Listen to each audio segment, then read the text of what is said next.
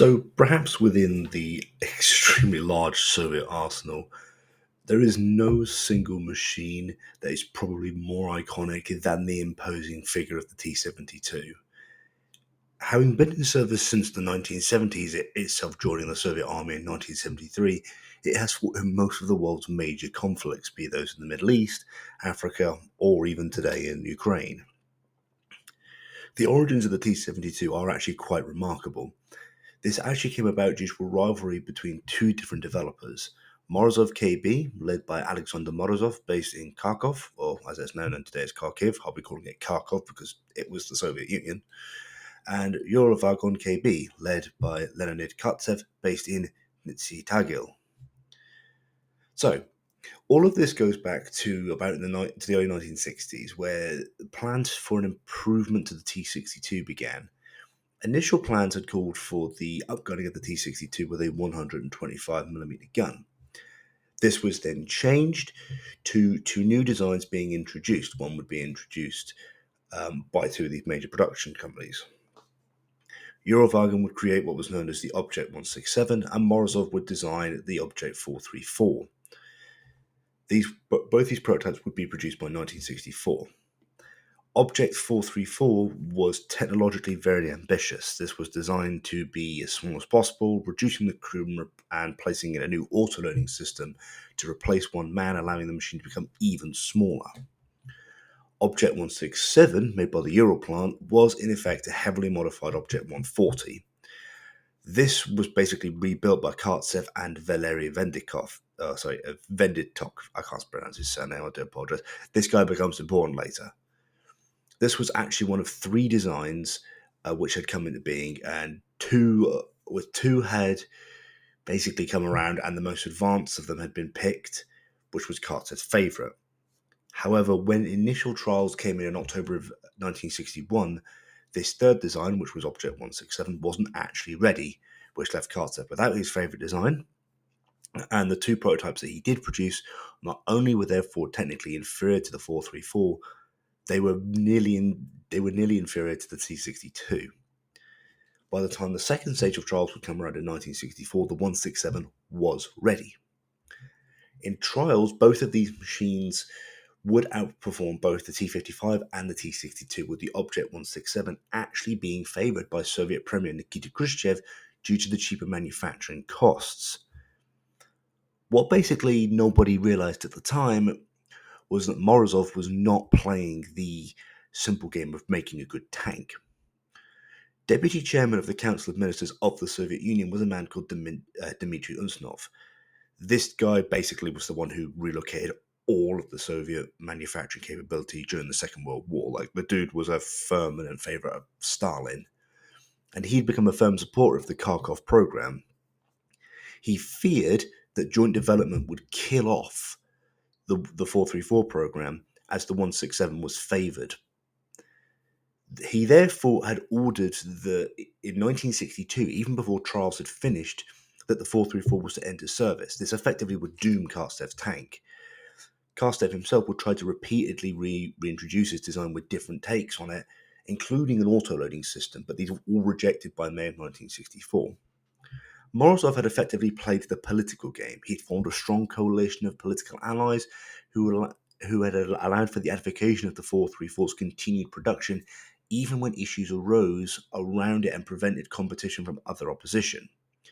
This would result in the T-64 not only becoming a thing, but it entering service by May of 1968.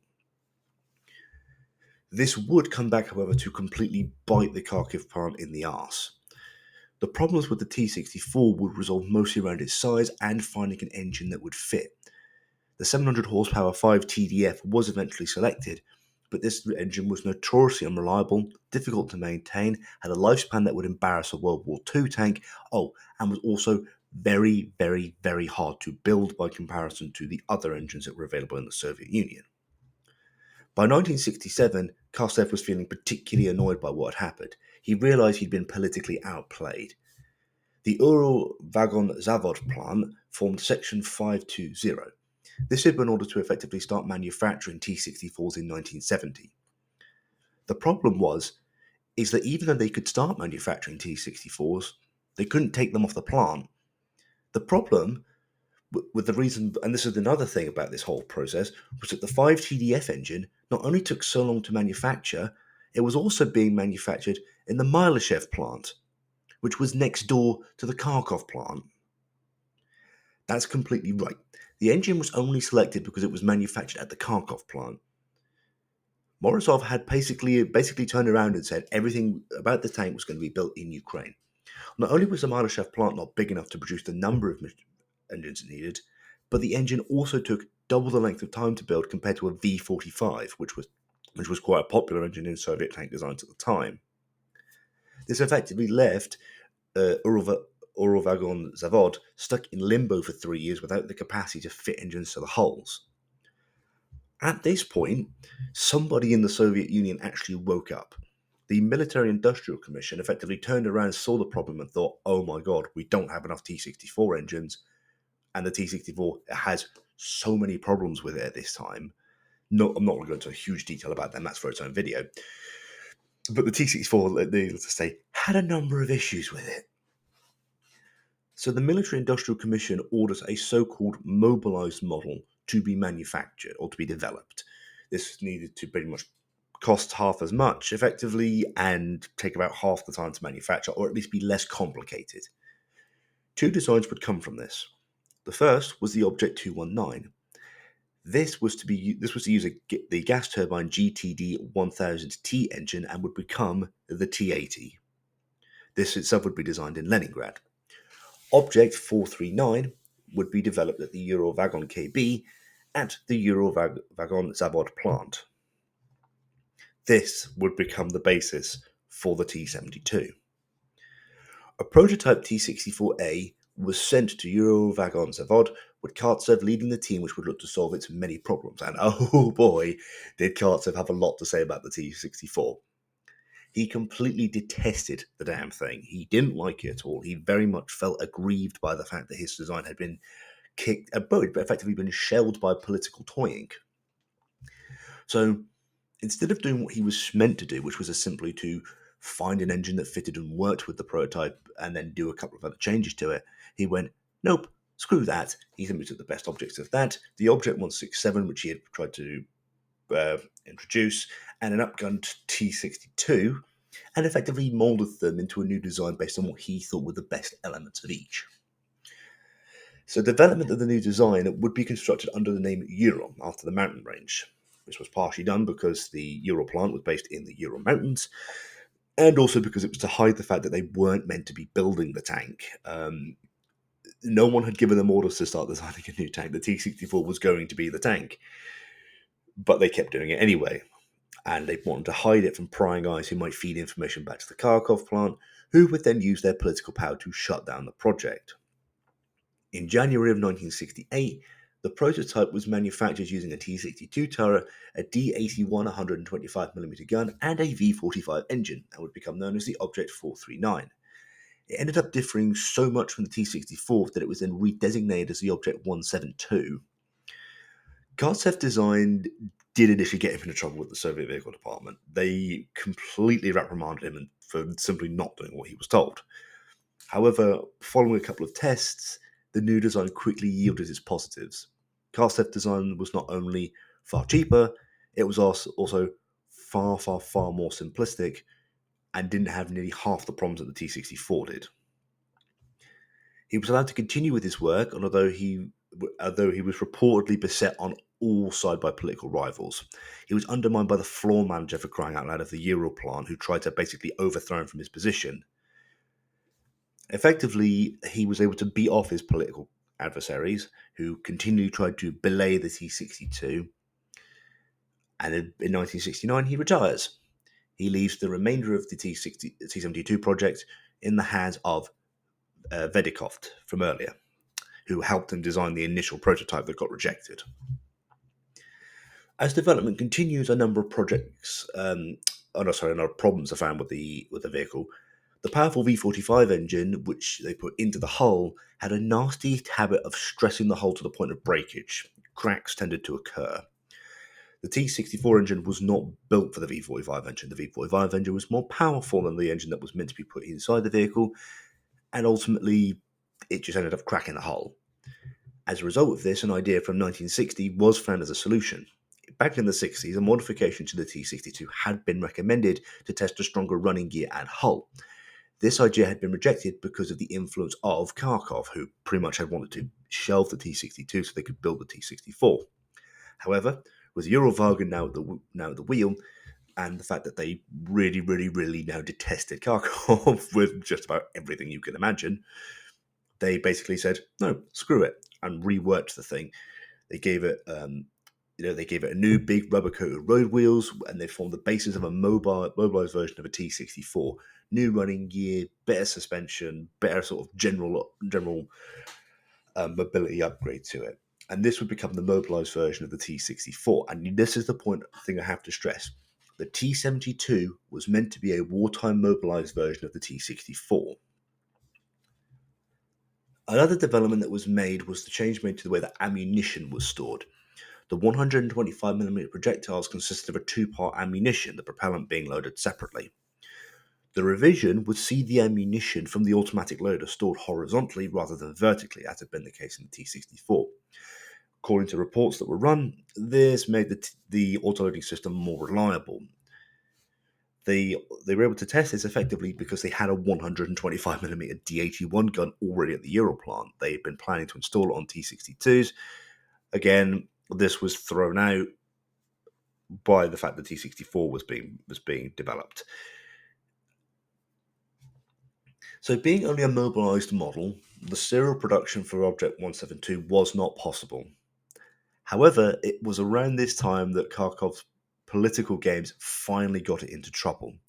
Ustinov, the man who had started the whole bloody problem by ordering production of an untested design, was growing tired of the near constant problems with the T-64. Somehow, through some political wobbly-woo that I looked to the research, I tried to find it, there is absolutely no flipping. I have no idea how this decree even occurred. Decree number 326113 was accepted, which somehow pushed through the Object 2172 into service from the 1st of January 1972. Effectively, the Ural-Vagon Zavod plant was ordered to stop building T-64 and start building T-72s. So, effectively, the mobilized version ended up becoming a standard production model because of how many problems the T-64s have, which is something I will always point out when someone says, oh yes, the T-72, just because they couldn't fix a few problems on the T-64. It wasn't a few problems. The T-64 by this point had been in service for 6 years, and they still hadn't fixed all the bloody problems. And you've got these guys up in Ural who are just like, yeah, we're just going to solve all these problems because we don't like the tank. We don't like you, and we don't like your tank, so we'll just fix the problems for you. That's pretty much what the whole drama comes down to. So an initial production run begins in 1972 at the Ural plant. These were to be trialled by the Soviet Army in 1973, and the T-72 was finally accepted into service in 1974. Eurowagon KB continued to iterate the T-72 in a series of block improvements. They would manufacture a certain number, make an improvement, produce that number, make other improvements, produce, and slowly but surely basically keep bringing new designs up. So, for example, the T-72M1 would introduce ceramic steel laminate turret armor, which they would replace the condescending rangefinder with a laser rangefinder. This would then go on to be designated the T-72A, and would enter production in 1978. Turret armor would be improved for the T-72B. This entered service in 1985 alongside a new V-84 engine. Blah, blah, blah, blah. Basically, every single time they made developments on it, they would then just push that one into production. When initial production, however, began in July of 1972, there were some issues. Difficulties arose from switching production from a T-64 to a T-72. This resulted in only 30 machines being manufactured by 1973. Troubles continued into 1974 as the machine was accepted into service, with only 220 machines being declared of a state quota of 440. This was a lie, they only built near 150. Full-scale production would only begin following the considerable build-up of improved tooling. This would run right up until 1992, when production was finally halted with the end of Soviet Russia. Though T-72s were produced in limited runs by the Ural plant when Russia started to economically sort of repair itself. But for the most part, the T-72 hasn't been produced en masse for a number of years. So I'm not going to go into every single foreign development of the T-72 because otherwise I'd be here for 2 hours. Every single former Eastern Bloc nation, most nations in the Middle East, all the Balkans, they've all had T-72s on. Even the Finns have had T-72s on their books, for crying out loud. Everybody has, and their mother has had one of these things because of how good it is. I will run through some of the Soviet and Russian examples, and I therefore will, and I'll try and run through other examples in other videos. But basically, I could make this video nearly 2 hours long, going through each detailed system of each individual T-72 variant. So, the initial T-72 version is the one which is dubbed the Ural. Introduced in 1973, it's the basis for all future designs, and even the future T-90 is based upon this hull. The T-72A is developed in 1979. This replaces much of the older tech with things like laser rangefinders, electronic fire control systems, and reinforced composite armour. Provisions are also made for mounting reactive armour. Also introduced are things like smoke grenade launchers, flipper armour for the front mudguards, and some internal changes. The T-72M is the simple export version. If there is a version which has been seen in a third world conflict, it is this.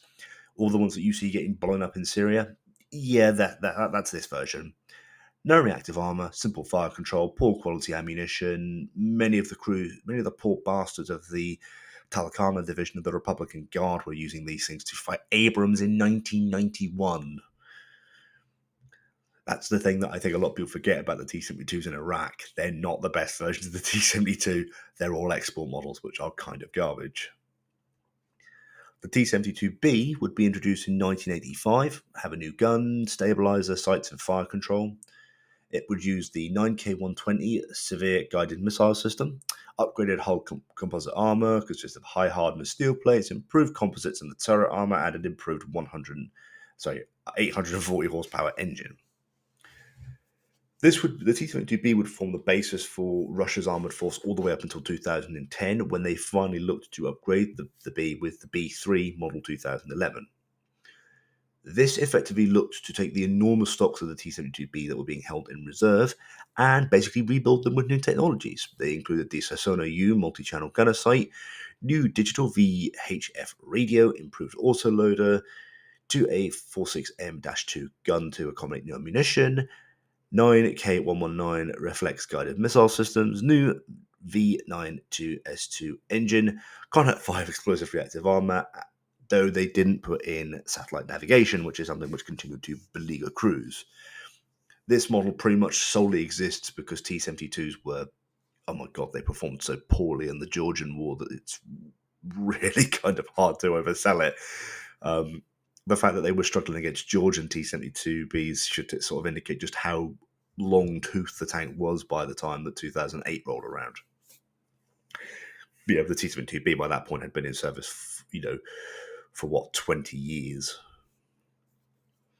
So the T-72B3, or the T-72B3M, or the model of 2016 variant, this is effectively a T-72B3 with relic armor, explosive reactive armor on the sides, side skirts with new soft container reactive armor, slat screens, a new 2A46M5 gun with new ammunition, new engine, new auto transmission, digital display, and a rear view camera. There is a 2023 and 2024 model of the T-72B3, but which have been built largely due to experiences from the war in Ukraine. However, we don't have enough sort of information I can definitively say, yes, every single model is made with this. It's kind of hard to sort of turn around and say that. So T-72s never actively saw use in the Afghanistan war. The Soviets only sent T-55s and T-62s to the conflict. They didn't send any of the high-end gear. The real first service use in Russian service for the T-72 is the Chechnya Wars. In the first Chechnya War, they performed about as well as the Russian army did. Poorly manned, poorly crewed, conscripted infantry, or conscripted personnel mostly for the most part, tactically very naive. During the Second War, they performed far better. They used mostly just for blasting the positions held by the poor Chechnyans who had very few tanks of their own, and when the Russians finally figured out that, hey, that RPG can't fire more than 80 yards without really becoming inaccurate, let me sit at 100 yards and just start punking him with frag rounds. They this is also the reason why they also suffer a lot of ridicule, because effectively they suffer the same curse that pretty much damned the whole Russian army at this point. So during the Russo-Georgian War of 2008, the Russian 58th Army deployed with a huge number of T-72s. Two of these machines would be lost, but it was mostly the fact that they were so tactically inflexible that really annoyed people. At this point, Russian command and control is a complete mess. I mean, you think their initial screw-ups in Ukraine were bad? The Georgian War makes it look like a cakewalk. They would capture 8 T-72s, the Russians, of the B variant, which were in use with Georgian service. They would actually capture somewhere in the region of like 25, but only 8 machines actually survived to be captured and then reused. Most likely they were pressed into service with the Russian army. During the initial uprising in the Donbass in 2014, it is noted that a number of T-72s were used by separatist forces. Russia themselves claimed adamantly that these were ones that had been taken from Ukrainian stock. This would have been absolutely fine. Most of the tanks in Ukrainian service were T-72Bs. It would have made complete sense. Until August 2014, when a T-72B3 was spotted in the Donbass, at which point, a tank which had been in service since 2011, and everyone sort of realised, yeah, the Russians are in the Donbass, aren't they? Yeah, fair enough. You can't really... Plausible deniability went out the window. So at least 32 machines were known to have been part of the fighting force that contributed as part of the Russia's effort to the Battle of Debaltseve in January and February 2015, in which the Russians effectively collapsed a Ukrainian bulge. They would be focused on the southern end of the Ukrainian bulge and would spend most of their time just blasting Ukrainian units in order to get them to rout. In the modern 2022 conflict in Ukraine, the tank has had less of a fond reputation. The tank's reputation is already pretty much ruined from Iraq because Talakama Division was getting blown up by them left, right, and centre. But the big curse for the Russians, at least, has been the fact that the T-72 is a mobilised vehicle. It's a mobilised T-64. It does have a number of weaknesses around it. Oryx, which is the Dutch military source, has indicated that the Russians have lost, this is according to December 17th, 2024, 1,623 T-62s. This is not surprising, but it is also not alarming. The T-72 is, by its very nature, built to be lost. It was designed to fight in a war that never came. It was designed to be mass-produced by the Europlan when war with the West erupted. Therefore, seeing T-72s in service getting blown up on the steppes of Ukraine doesn't surprise me. Effectively, the T-72 has and continues to be a bit of a stopgap until Russia can bring more modern things like T-90s into service. And with the T-90 being as good as it has been in some cases, the T-72 is going to get phased out. The Russians keep hauling old hulls out of service out of reserve, because they can do. The Russians built they built so many of these things. You're going to find them getting hauled out of service. That 1,623 number, that isn't going to worry them in the slightest. They're going to haul tanks out of their reserve. They're going to patch them up with the new gear. They're going to give them all the upgrades they've taken from the war in Ukraine. And they're going to push them into frontline service. And they're all just stopgaps. They're all just stopgaps until T-90s can come into service. Ultimately, this tank is both loved and cursed. It is a tank which really gets a worse rap than it should deserve, particularly compared to the T-64. Somehow that tank completely avoided any skepticism and continues to avoid criticism because, it's Ukraine indigenous design. It isn't. Mozov was fucking Russian. Regardless, I hope you've enjoyed this video. The regular updates are coming back. Have a fantastic rest of your day. Please like, subscribe, enjoy. Have a good one.